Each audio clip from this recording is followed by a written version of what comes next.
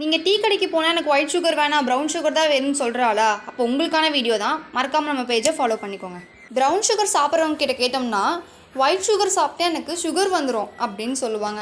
இதில் என்ன உண்மை இருக்குதுன்னு பார்க்கலாம் வாங்க. ஒயிட் சுகரில் பார்த்தோம்னா 1 டேபிள் ஸ்பூனுக்கு 16 கலோரிஸ் இருக்குது.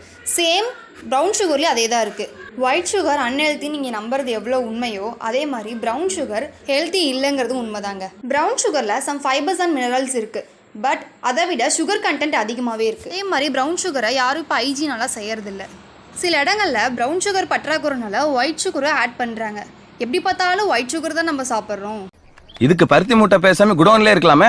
இப்போ ஒயிட் சுகர் 2 டேபிள் ஸ்பூன் எடுத்திங்கன்னா கரெக்டாக இருக்கும். அதே மாதிரி ப்ரௌன் சுகர் பார்த்தோம்னா அட்லீஸ்ட் 3 or 4 ஸ்பூன்ஸ் நம்ம எடுக்கணும். இப்போ உங்களுக்கு புரிஞ்சிருக்கும்னு நினைக்கிறேன். சுகர் கண்டென்ட் அதிகமாக எடுத்துக்கிறனால என்னென்ன காம்ப்ளிகேஷன் வருதுன்னு பார்க்கலாம். First one obese, stroke, heart disease, high level of sugar content in the blood and joint disease வரக்கூட நிறைய சான்சஸ் இருக்குது. நீ என்ன வேணால் வீடியோஸ் அப்லோட் பண்ணிக்கோ, நான் ஹை சுகர் தான் போட்டு குடிப்பேன் அப்படிங்கிற ஃப்ரெண்டை மறக்காமல் ஷேர் பண்ணிவிடுங்க.